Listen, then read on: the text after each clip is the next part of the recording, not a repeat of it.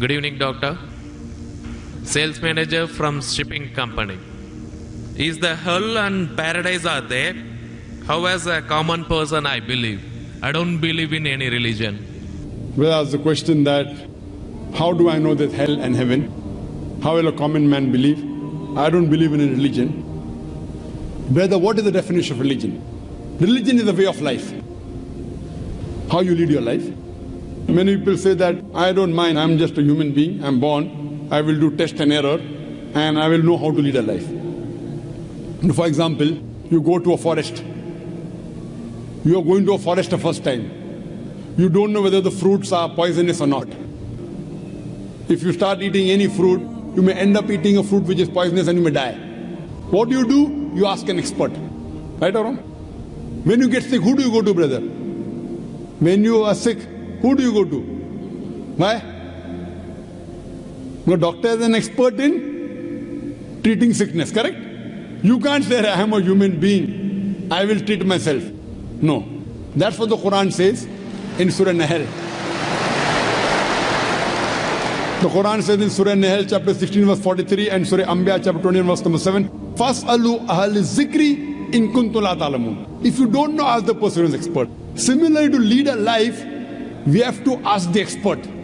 Now, who is the expert? Who is the expert? The person who created us. Who created us? It's Almighty God. So, we have to follow the commandment of Almighty God. If you do not believe in Almighty God, you should listen to my video cassette, Is the Quran God's Word? Where I have proved logically and scientifically the existence of Allah subhanahu wa ta'ala. If you are an atheist, are you an atheist, brother?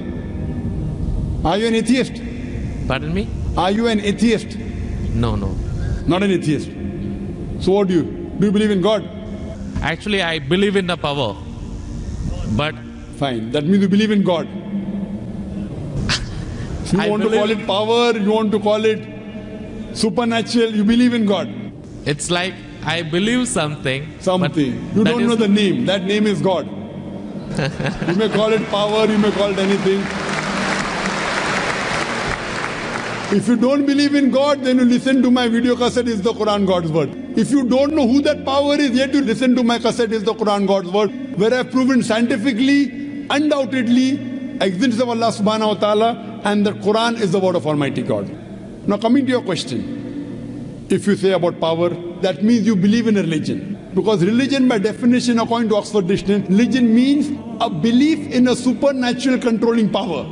Power word is there. That means you believe in a religion. Religion, according to Oxford Dictionary, means a belief in a supernatural controlling power, a personal God or gods that deserve obedience and worship. That means you believe in religion, you don't know the definition of religion. So don't say I don't believe in religion. Religion is English word, brother. Religion is English word. If you open the Oxford Dictionary, it says religion means a belief in a superhuman controlling power, and you believe in a power. Or a personal God or God that deserve worship or obedience. To know more about that power, you see my video because that is the Quran God's Word. Now coming to your question, basic question, how will I prove that there is hell and heaven? Now if you hear my video cassette, I've proved many scientific aspects in the Quran. If you use science to the Quran, what we come to know that whatever the Quran has said today, 80% can be proved to be 100% correct scientifically. Quran speaks about various scientific facts, which we came to know recently. It speaks about astronomy, it speaks about the spherical nature of the earth, it speaks about the Big Bang, it speaks about the light of the moon is not its own reflected light, it speaks about the water cycle, it speaks about biology, it speaks about botany, it speaks about zoology, it speaks about embryology, all these things. Now, today is the age of science and technology. If we put this test of science to the Quran, what we come to know, 80% whatever the Quran has said is 100% perfectly correct. The balance 20% is ambiguous, neither right, neither wrong. Out of that 20%, not even 0.01% has been proved to be wrong by scientific fact. It is ambiguous. So what my logic says, when 80% is 100% correct, and not even 0.01% of the 20% is proved wrong, so my logic says that inshallah, even that 20% will be correct. It's a logical belief. I being a medical doctor, Quran, spirit of astronomy, embryology, genetics, everything perfect. Then you ask me, brother, you being a doctor, you believe in hell? You believe in heaven? You believe in jinn? You believe in life after death? So my logic says, inshallah, even the other 20% in the Quran, which science hasn't reached up to that level. Science cannot prove it. Maybe science will prove 50 years later or 10 years later. But today science hasn't reached that level. So in this way, I believe whatever 20% which science hasn't proved to be right or wrong, inshallah even that will be right. This is one way to prove about hell and heaven. There's another way, simple way, without reading Quran. Brother, I am asking a simple question. Is robbing good or bad? Robbing is good or bad? Robbing is bad. Bad. Yeah. Raping a girl is good or bad? No, bad. Bad. Okay, now I am asking you a question. Logically, I suppose happen to be the biggest mafia. Hypothetically, I am a big robber. You prove to me logically and scientifically. I am a very logical person. I am a scientific person. I am a logical person and scientific person. You prove to me why robbing is bad for me and I will stop robbing. Only one reason you give me, one good reason why robbing is bad for me and I will stop robbing.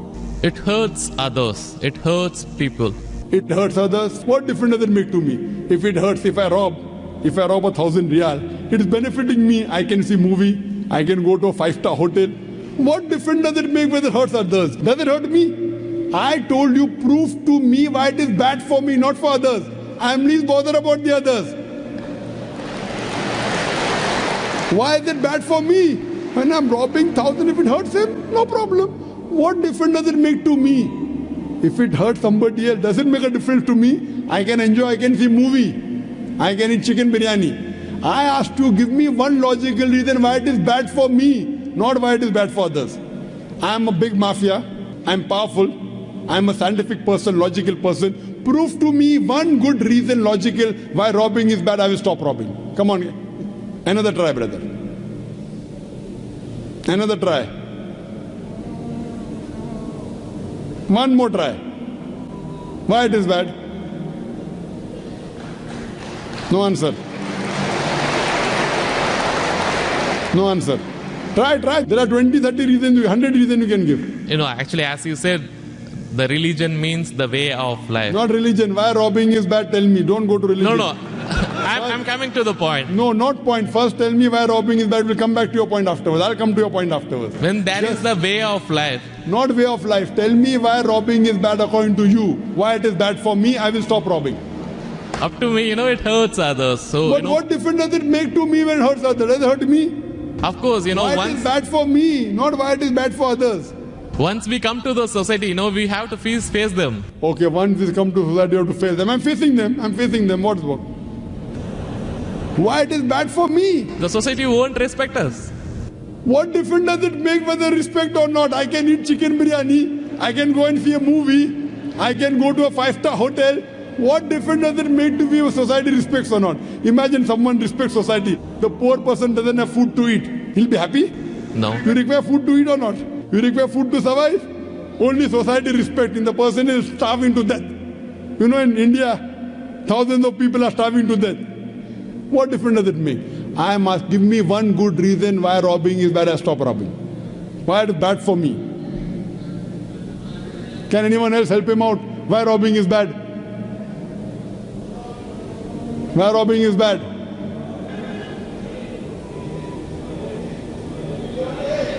There are various answers. I'll help you out. You may say, police will catch you.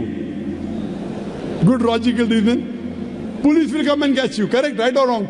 Correct. But you didn't give the... I'm helping you out. But brother, I told you I'm a powerful mafia. The police is in my pocket. Ministers are in my pocket. Big mafia. See, all the top mafia, the police is in the pocket. They are on my payroll. The police is on my payroll. What will they catch me? Small robber like you should not rob. You will get arrested. I'm a top mafia.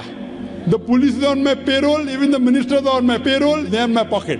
So small robber like you should not rob, big mafia like me can rob. Another reason, I'll help you out. Maybe somebody will come and rob you. Yes. No one can rob me because I got 100 bodyguards. All of them hiding behind the stage. Bodyguards. Small robber robs, somebody will rob him. No one can rob me because I got bodyguards.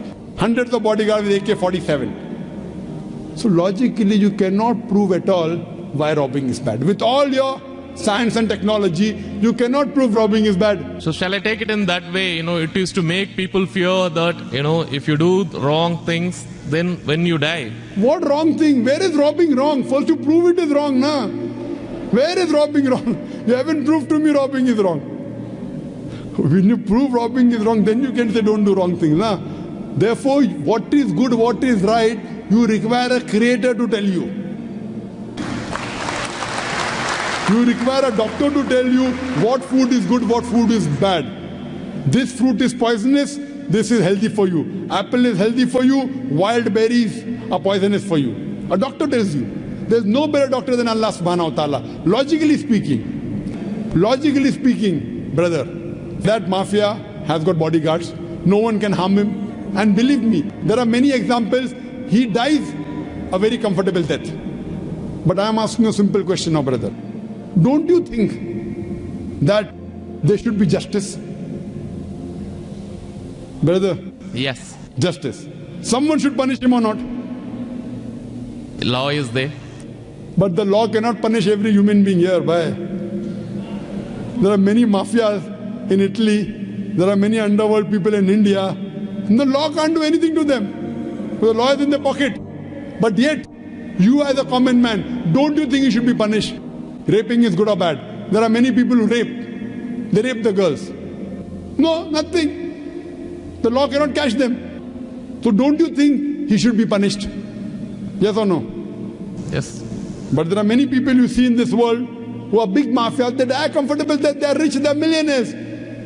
There should be some justice. The reply is given by a creator.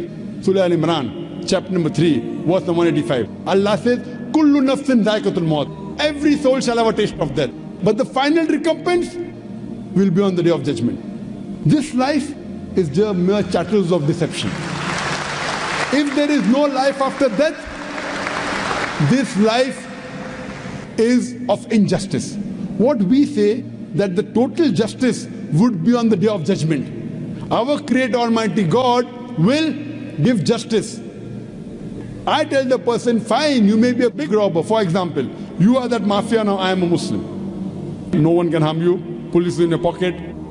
When I ask you, justice is required, yes. If someone robs you, no one can rob you, agree. But don't you feel there should be justice? There are many robbers, there are many evils, there are many criminals who go scot-free.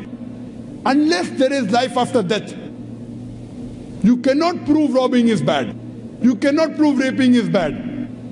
Unless there is life after death, no humanity, no book on humanity, no Mother Teresa, no Mahatma Gandhi can prove robbing is bad without the concept of life after death. Because I am asking you a question.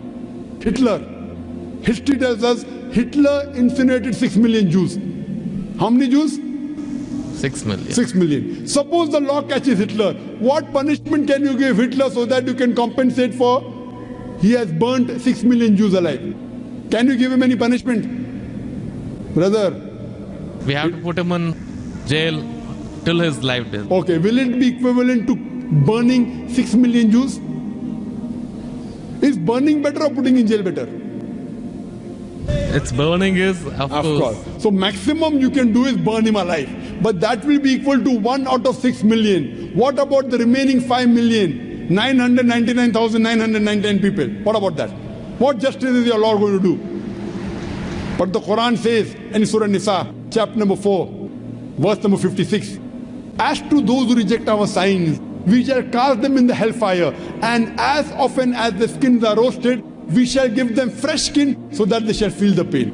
If Hitler killed 6 million Jews, Allah says he can put him into hellfire and give him fresh skin again. 6 million times Allah can burn him.